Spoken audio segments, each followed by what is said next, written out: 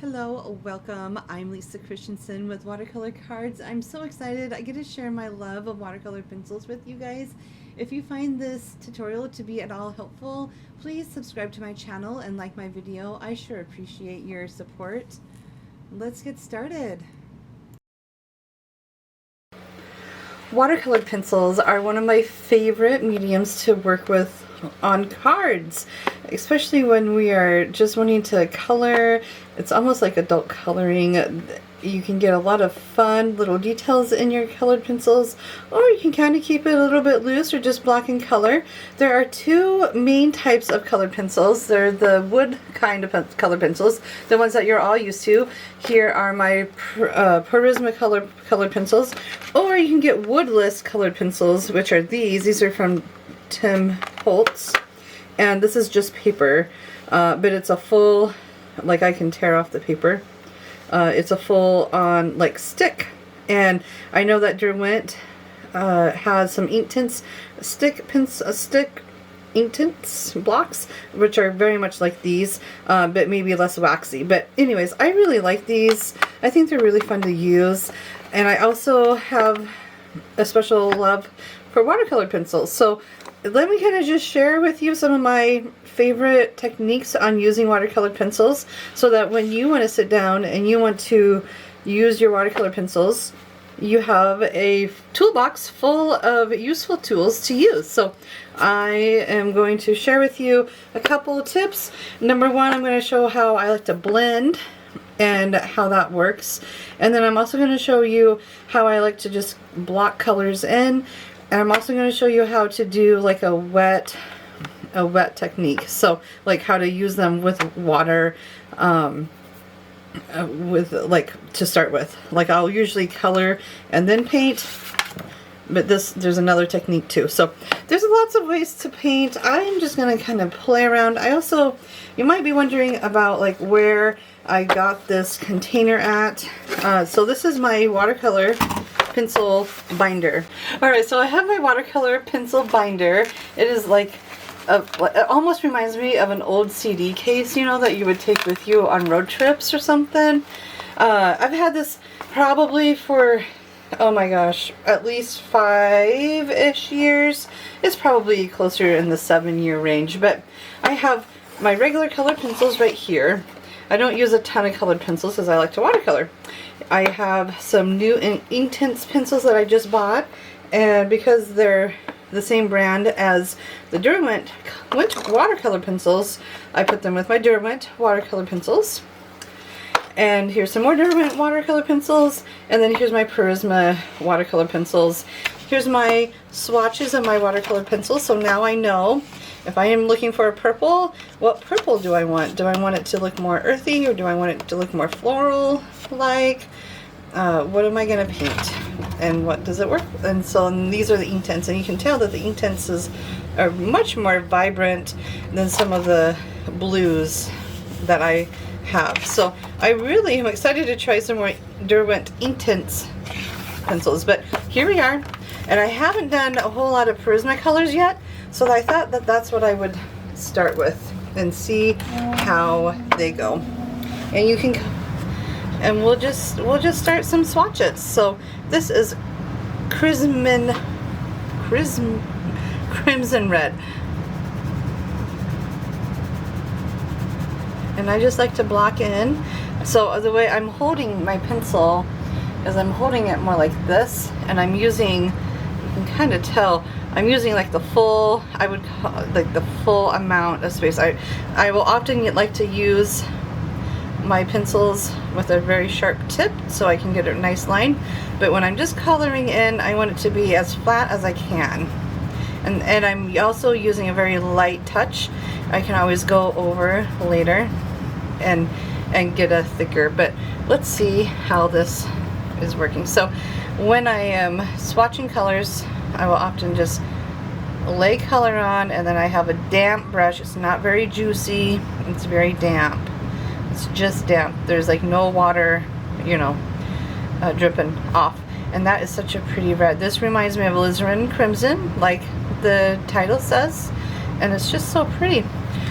And I betcha if I wanted to, I could pick up some of this color that I already have, and I could get almost like a pink color. And that's really pretty too.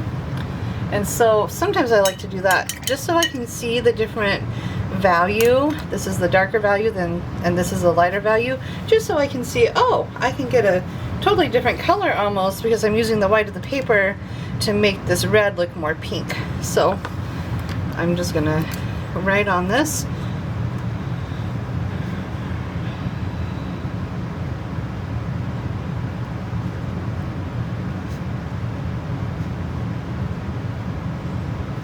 And this is alizarin crimson. I think there was an I. All right. Now I can go back in, and I'm going to do the whole thing. It will not take. Oh, so go ahead.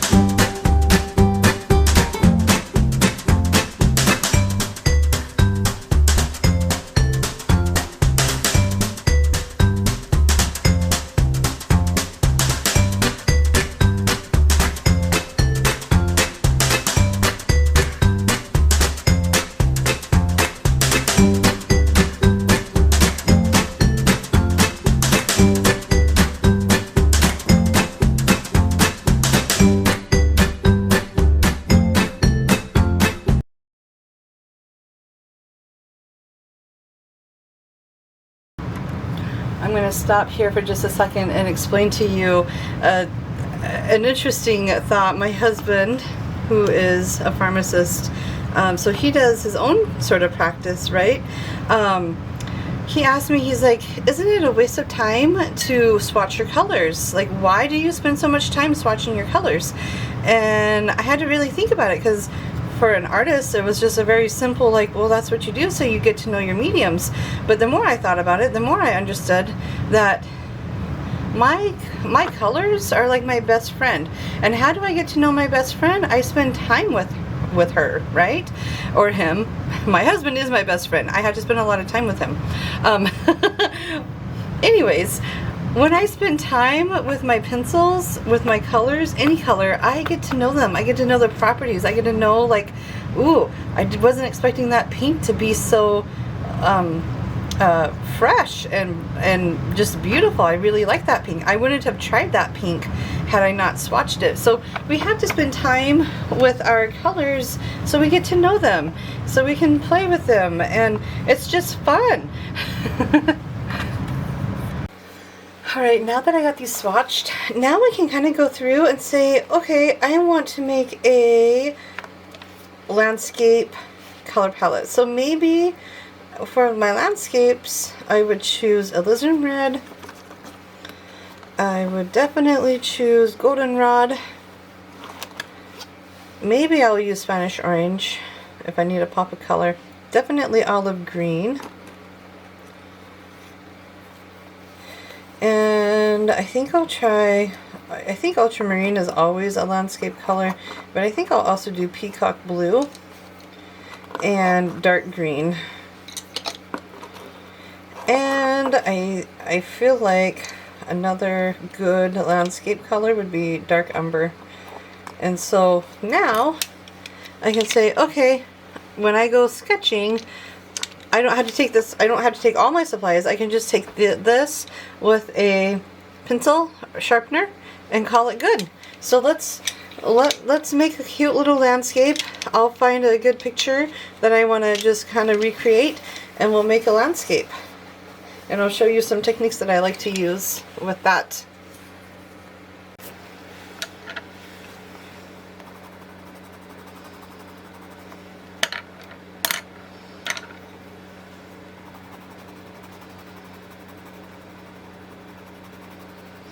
Okay, so I'm just going to I found a picture that I've been wanting to paint for a little while, and it will remind me of spring, which will make me happy. So that's what I'm doing, and I'm just kind of going in and I'm going a little bit over each color as I'm adding it.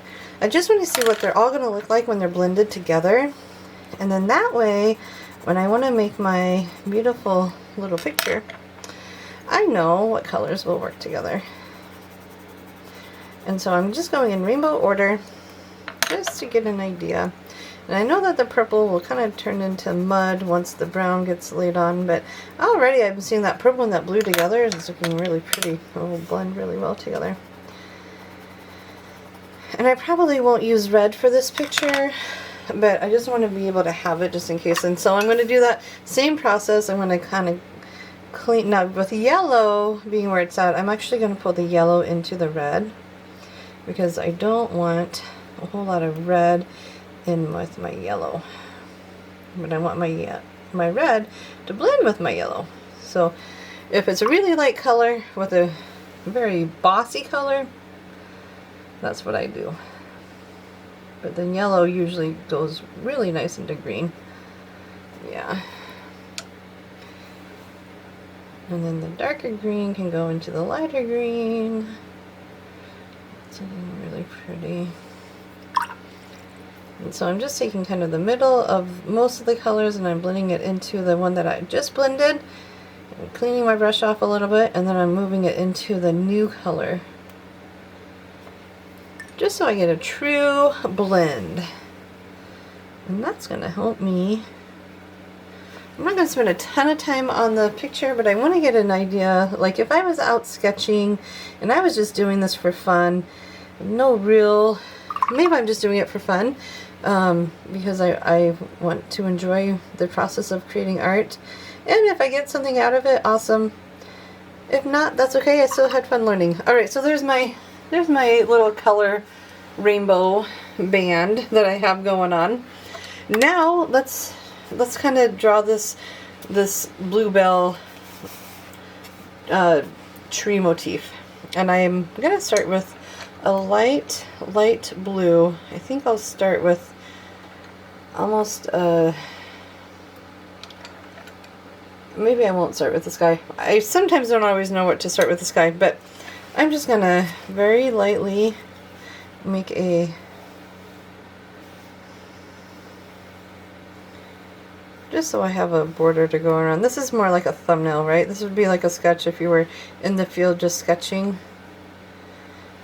Right? It doesn't have to be perfect. Alright, so I know that there's some greenish trees in the background, so I'm just going to block in some color right around here. Looks like the trees kind of go like that. And then I see a little bit of green up here. So I'm just going to lightly, very lightly, feather the light touch. So if you need to practice, you just like barely skim it across your paper. And then I make like lots of little, you know, marks that way. But that way I can always add color, but I can't take away color. Alright, and then I know that my hill is about right up here. And I know from good design that I like my hill to be fairly, my horizon line to be pretty straight. It's a hill, so I can kind of take some liberties. I don't want to take too many liberties. Alright, and then I have this one tree coming right up here. We have a whole bunch of like bluebells right in here. So I'm going to let that be. I got some trees coming up this way. I got another big tree right up this way. And I have a bunch of green kind of diagonally going this way, which is really pretty. A little bit of green right in here. And then we have another bluebell plant right in here. Oh, so pretty. Okay, now I'm going to block in a little bit of the brown. Just blocking it in. I'm being very careful not to put too much in. I just want to get something started. Just so I have a map of where I'm going, right? Now I can put in my bluebells. Or now, actually, while I got this, I'm just going to go ahead and make a wash. So My brush is very damp. It's not very wet actually. And that's good. That's what I want. But I wanted to be able to just kind of block in some color. If I put a line where a tree is, I want to be able to see that line. So again, I just blotted my brush off with extra water. And now I'm going to come right in through here. When I was taking this picture, it was on a cloudy day, and when it's cloudy, you can kind of take the liberty to say, well, my sky can be a little brown. It can be basically the color of the background. It doesn't have to be blue. And that's what I decided. So here, because I know that the hill kind of goes up, I want to make my brush strokes that way. And I'm okay if I see a little bit of pencil lines. That's normal.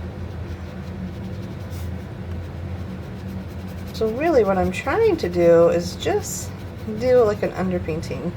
I mean, if you feel like your brush is getting too dirty, just clean it off. I want to preserve my greens.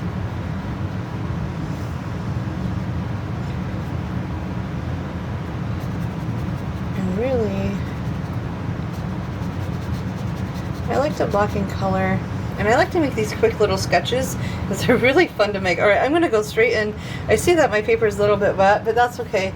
My picture that I'm seeing, I have like blue kind of like just kind of scattered all over here and right in here. So that's what I'm going to do. I'm going to do it kind of fast. I'm not really thinking about it.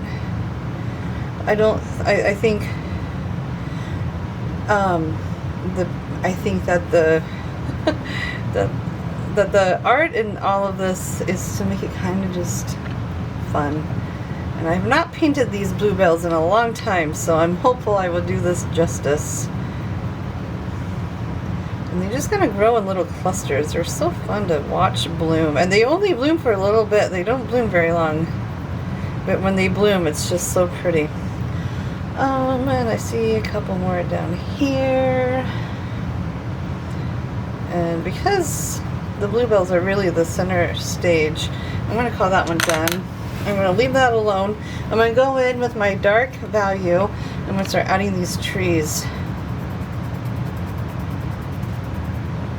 And that one just goes all the way to the top.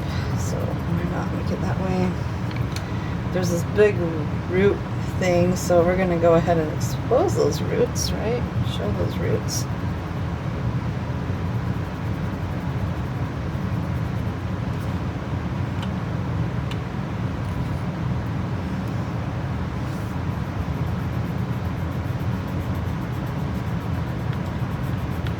I can always add more color, but I cannot take it away. I think sometimes that's the hardest thing to remember.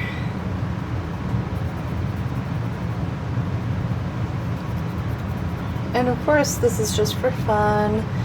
No one's gotta know. Okay, so these little back trees in the background, I just like to kind of make...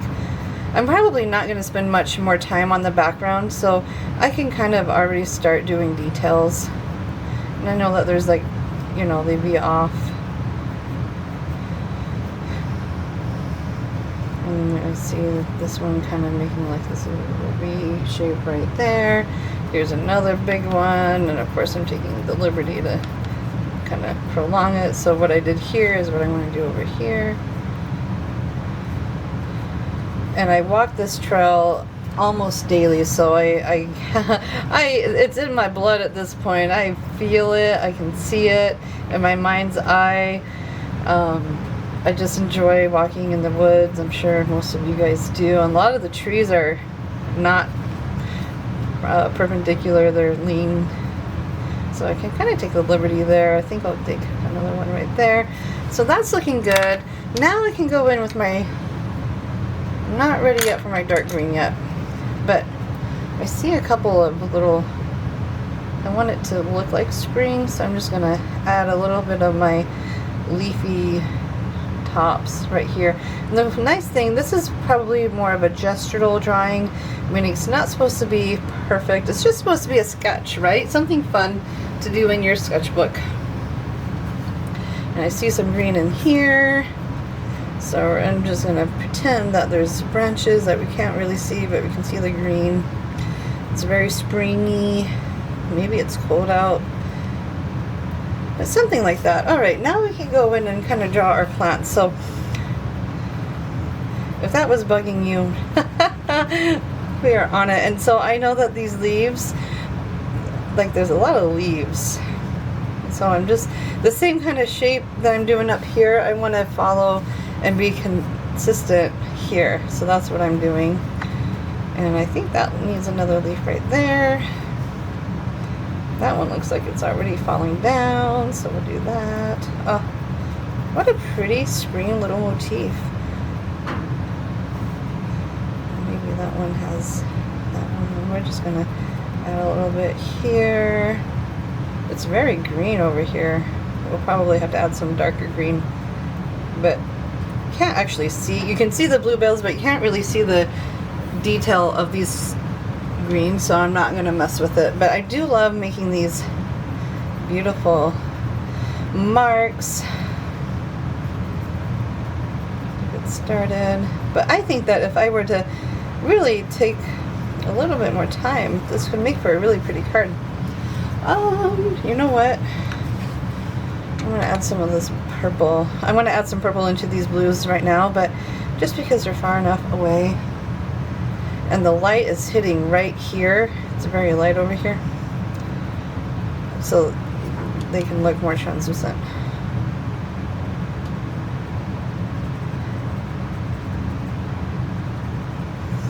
And I'm gonna add some more of that purple in. I'm gonna be very simple with the purple. I don't want to add too much or too little. Oh, there, very gestural, but it really works. Okay, now I'm going to add some more water to it to make this tree darker.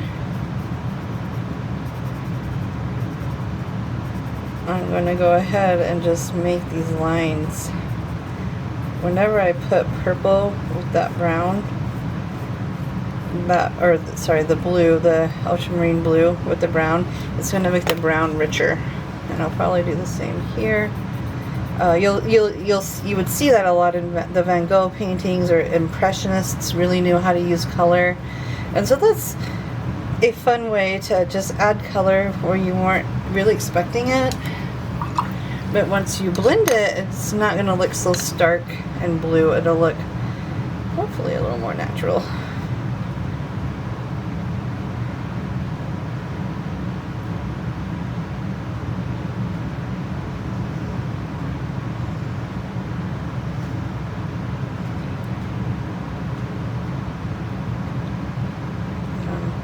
Sometimes when you lay really thick pencil down, the pencil mark will hurt the paper, and so you don't want that either.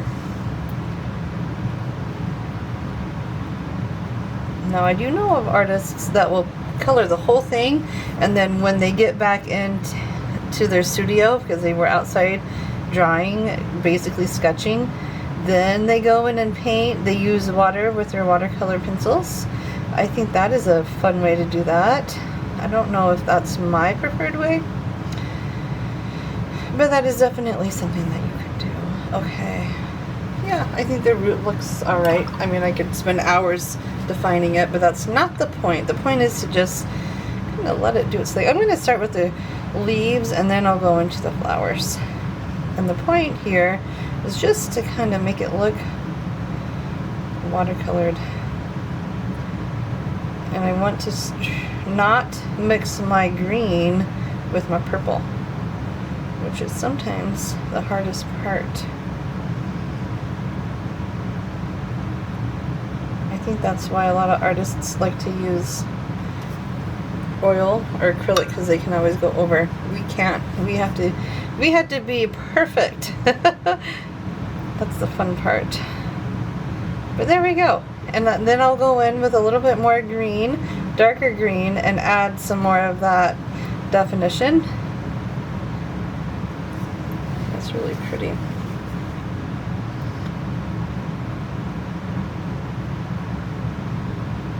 But this is exactly how I would use my watercolor pencils.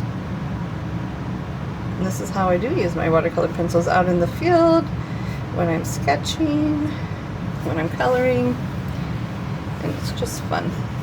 Alright. Now, because this is a little bit wet, I can go straight in with my darker green, and I'm just gonna add a little bit to it. I'm growing the plant a little bit. There we go. And I feel like there needs to be another leaf like that, maybe. And if I do that, I'm gonna do it on the other side. They get really bushy. I don't know if you've looked at bluebells often, but they get really bushy, and then pretty soon it's just all leaves and no flower. But it's still so pretty to watch. They're fun to watch grow. They don't last very long either.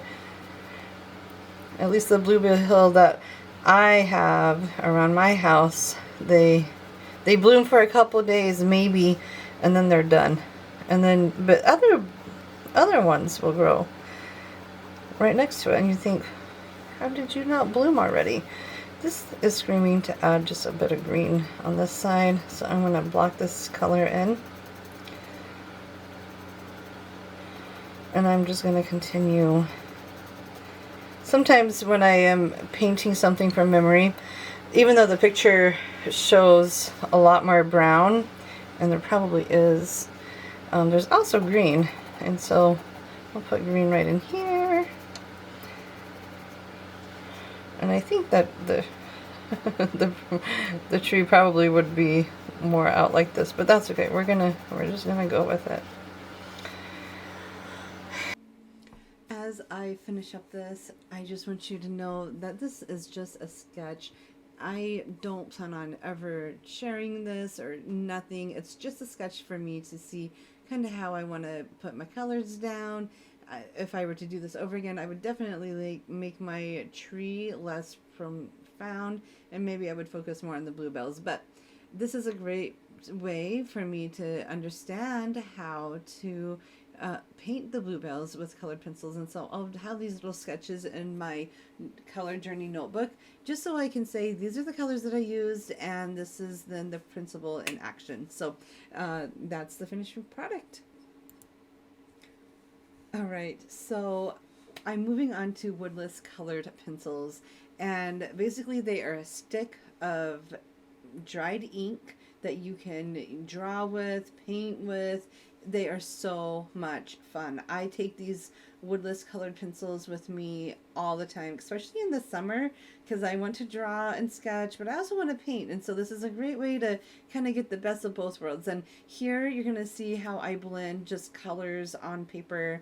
I use the yellow, the red, the orange, the blue, and then the purple to get a beautiful gradient color. These are actually really good for art journaling because you can get a whole bunch of color on one piece of page. I have a 1 inch and a 1/2 inch. I just wanted to show you the difference between the two. You probably could get away with a 1/2 inch, but since I have a 1 inch, let's use the 1 inch. We always try to use the biggest brush we can until we can't. But look at how beautiful that color is, and look at how awesome it blends. And the cool thing is once I blend it, oh, look at that. I just love it. I'm going to zoom in just a little bit for you guys. Yeah. Look at how beautiful this orange is. Oh my goodness.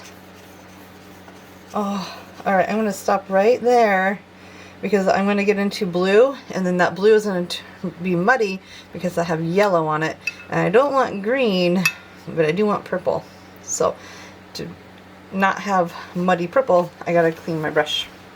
Alright, now I can go back in. Sometimes my wash has too much water on it. Oh, look at that purple. And now this watercolor paper that I'm using is only 90 pounds, so I have to be careful not to, but there's this beautiful vibrant, perfect rainbow order color. The only thing I think I messed up that I don't love and I don't think I'm going to be able to fix it much, is when I cleaned off my brush here, I didn't get down here. And now I think it's too late. I'm going to have to let it dry and do that later. But there we go. I'm going to let that dry, and then I have basically I can doodle on it. This isn't very waxy. In fact, like this over here is dried, and I could just use my micron pen and doodle on it, and that's really fun. Let me show you how I like to blend. I really love blanket flowers, and so I'm just going to doodle, since this is my color journal, I'm going to doodle right on here. I'm actually going to switch it, turn it around. So I'm going to make a blanket flower. Blanket flowers, I probably should do just have like this textured in the middle. They're like little seeds, and they like they scatter everywhere. The birds love them. I love them because then I get blanket flowers in places I don't really knew I needed them. Anyways, and then they have these little like triangle-ish shaped petals, and there's like 1, 2, 3. And so I'm just gonna make a quick little sketch like that. They don't have to be perfectly symmetry. That's why I love wildflowers there. That's pretty.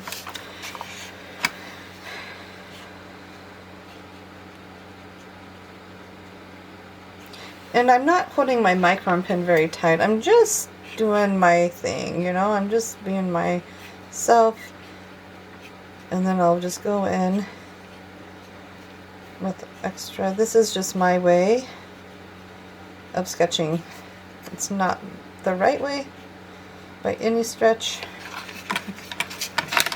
but it's my way. And then because I love growing them, I also know that their leaves are like this oval shape. So maybe, and they almost kind of, this one reminds me of a Cosmo. They're probably somewhat in the same family, but they have these really pretty oval leaves.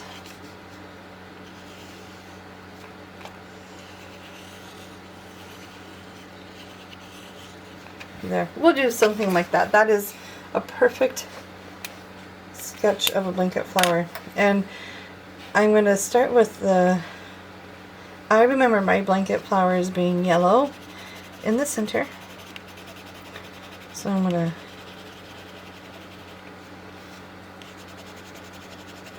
and again, this is just a sketch. This is just fun. This is my color workbook, so I can play and enjoy and not feel pressure to have a perfect piece.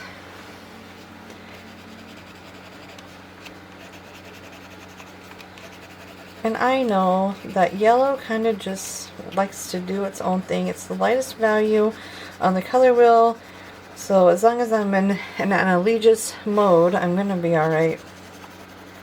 I did pick out orange. I don't know if I'll actually need the orange, but I wanted it just in case.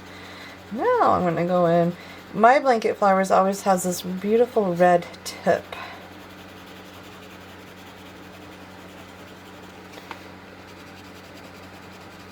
I like to grow flowers just so I can see the process, so then I can illustrate them a bit better. And I'll grow different flowers every year. Usually they're perennials because they're easier to get seeds for. But sometimes I'll get annuals and they have a certain spot in my garden.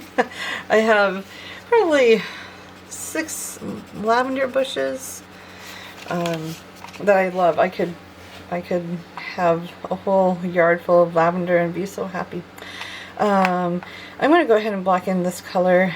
I thought I had a darker green, but I guess I don't. So if I don't have a darker green, I will use ultramarine to get a darker color.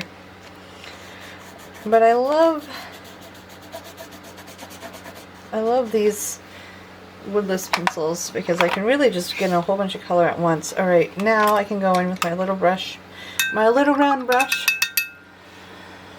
and I'm going to go I'm going to drag the yellow into the red first. And I'm going to do that all around. And then I'm going to see where that goes. And then I'll add a little bit more definition.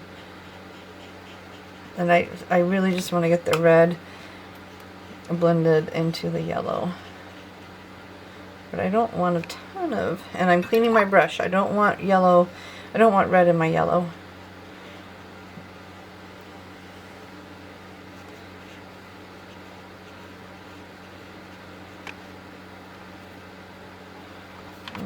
This just to take that out.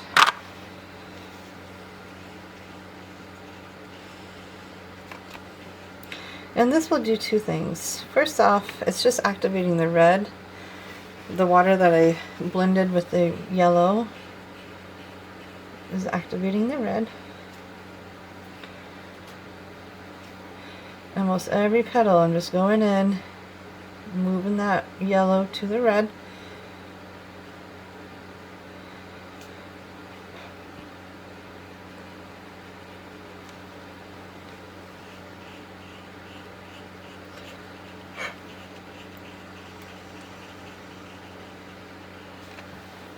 Okay. Now I see where I need my pops of color. I feel like the end part of the flower is my favorite, so I really want to make that pop. And I really want the yellow to blend in with the red. So I'll have to add a little bit more yellow, I think, into it, but it's going to look really pretty.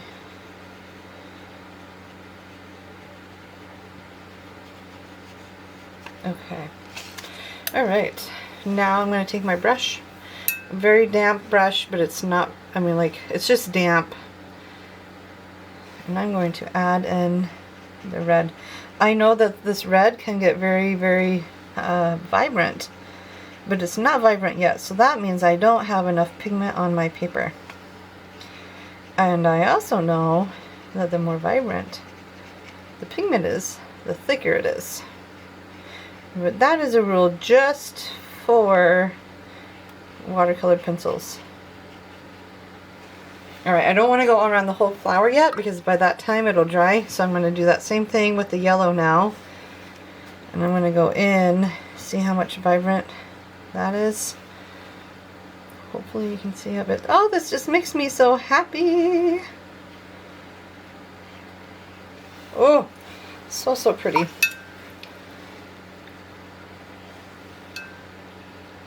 And this is why I could just play with these pencils all day long.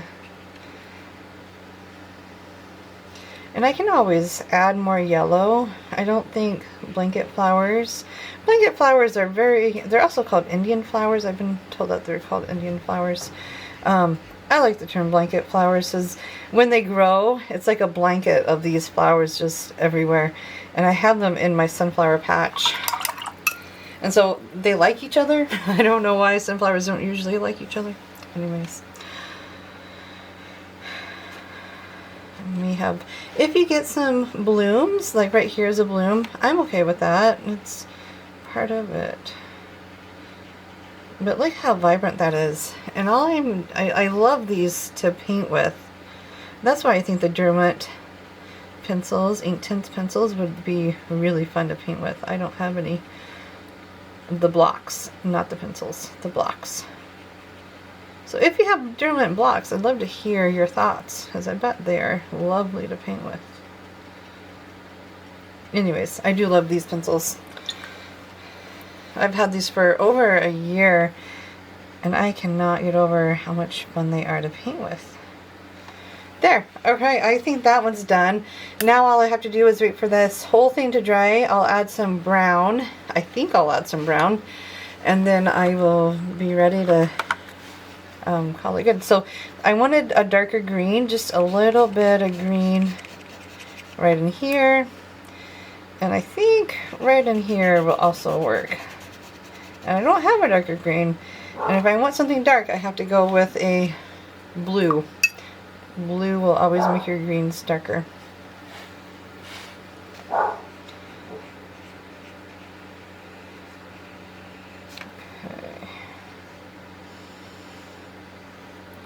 Look at that, so perfect. All right, I would call that done. I would do that again on a piece of watercolor panel, right, for your card, and just do that, and then maybe write whatever, happy birthday, thinking of you, you're the best. But those were the colors I used. Oh, and the green, can't forget the green. So very bright, very sunny, very cheerful. But give watercolors pencils, woodless pencils, a try. I think I got this for under $20. This set was under $20. The Prisma colors are around $20. I honestly bought them years ago, so I don't honestly know how much they are right now, but I think you could get a good set for around 20 bucks. So really just have fun. I know that this is not the only set. They have 3 different sets. This is just the first. I'll look and see what set this one is. So you guys know these are distressed pencils, set number 2. And these are the colors that they have. I love fossilized amber. That's like that's the yellow gold that I used.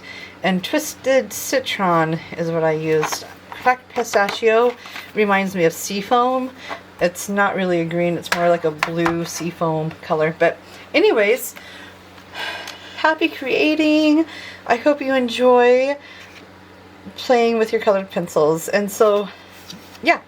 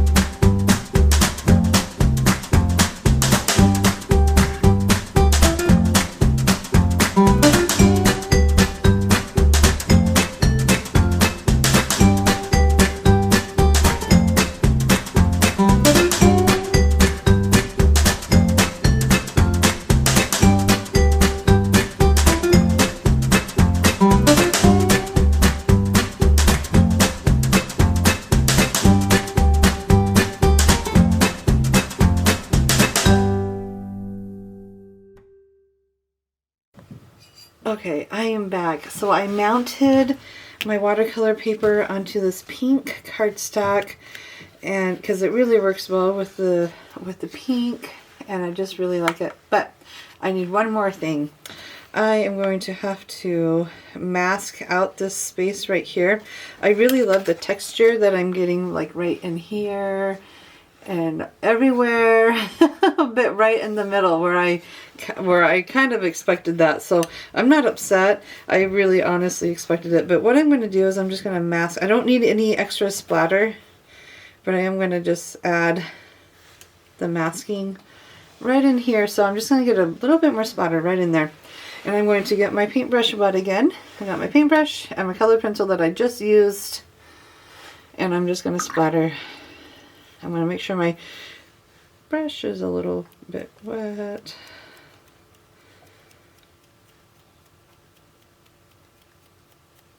And I'm just taking my time trying to figure out where my splatter is going. I'm getting a lot of stuff on my brush, but I'm not getting any splatter. There we go. So I'm just adding it where I want it to go.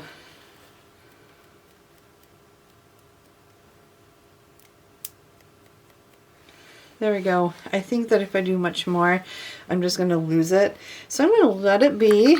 It looks better. I'm going to let it dry.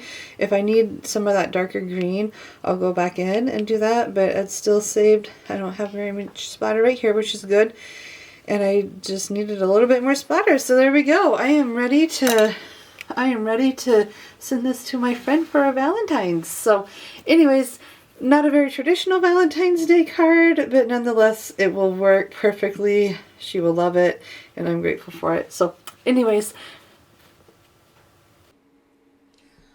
Oh, friends, thank you so much for watching. If you found this video to be at all helpful, please like and subscribe my channel. I'm so grateful for your support, and have a wonderful time creating beautiful cards and sending them to the ones you love.